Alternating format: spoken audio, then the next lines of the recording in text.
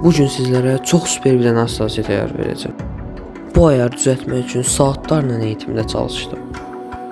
Və çalışmamın qarşılığı olaraq bu mükəmməl ayarı əldə etdim. Və bugün bu ayarı sizlərə göstərmək vaxtıdır. İndi isə sizlərə hazırladığım gameplay qismini izləyin və ayarın necə olduğunu görün.